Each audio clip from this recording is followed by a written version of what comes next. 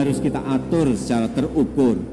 Kita harus siaga menghadapi ancaman kejahatan cyber, termasuk kejahatan penyalahgunaan data. Karena data adalah jenis kekayaan baru bangsa kita. Kini data lebih berharga dari minyak.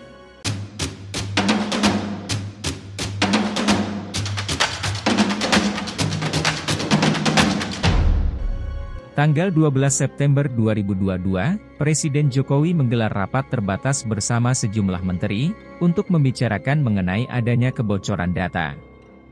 Di mana akhir-akhir ini, warga Indonesia dihebohkan dengan beredarnya sejumlah data, baik data milik tokoh publik maupun data pemerintah.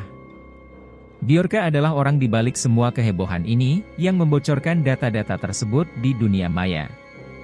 Untuk itulah Jokowi memerintahkan Menteri Kominfo segera berkoordinasi dengan jajaran terkait untuk menelaah lebih lanjut terkait dugaan kebocoran sejumlah data milik tokoh publik, termasuk surat-surat yang ditujukan kepada Presiden Jokowi. Penyalahgunaan data adalah tindakan kriminal digital dalam dunia maya, sehingga menjadi sangat penting adanya perlindungan data pribadi.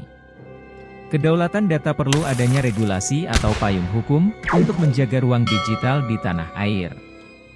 Regulasi ini untuk melindungi data pribadi, karena di saat ini data merupakan kekayaan baru yang lebih berharga dari minyak. Kita harus siaga menghadapi ancaman kejahatan cyber, termasuk kejahatan penyalahgunaan data. Karena data adalah jenis kekayaan baru bangsa kita. Kini data lebih berharga dari minyak. Karena itu kedaulatan data harus diwujudkan. Hak warga negara atas data pribadi harus dilindungi. Regulasinya harus segera disiapkan. Tidak boleh ada kompromi. Bocornya data oleh Bjorka di ruang digital, menurut Menteri Kominfo merupakan data-data yang sudah umum, bukan data-data spesifik dan bukan data-data yang terupdate sekarang, sebagian data-data yang lama untuk saat ini. Meskipun demikian, perlu adanya emergency response team yang terkait, untuk menjaga tata kelola yang baik di Indonesia, untuk menjaga juga kepercayaan publik. Selain itu, Menkominfo juga mengajak seluruh lapisan masyarakat untuk membangun kekuatan nasional dengan bekerja sama dan menjaga kekompakan, salah satunya dalam menghadapi bahaya di dalam ruang digital. Kita perlu membangun kekuatan nasional, kerja bersama-sama, gotong royong menghadapi semua bahaya, termasuk bahaya di dalam ruang digital. Bahaya dalam ruang digital itu adalah bentuknya adalah tindakan kriminal digital.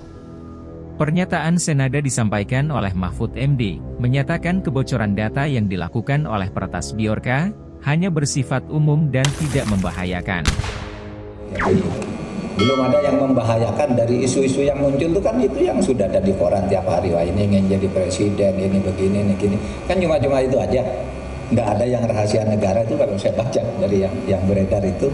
Sehingga itu bisa saja kebetulan sama dan kebetulan bukan rahasia juga. Barangkali cuma dokumen biasa yang terbuka gitu.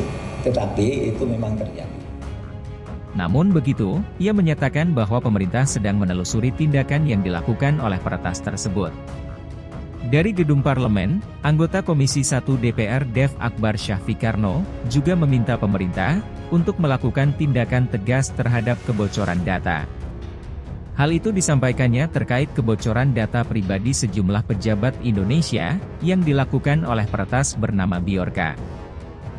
Ya, tentu pemerintah di sini harus bersikap tegas dan juga menggunakan perangkat hukum yang ada dan juga kemampuan yang dimiliki untuk mengejar,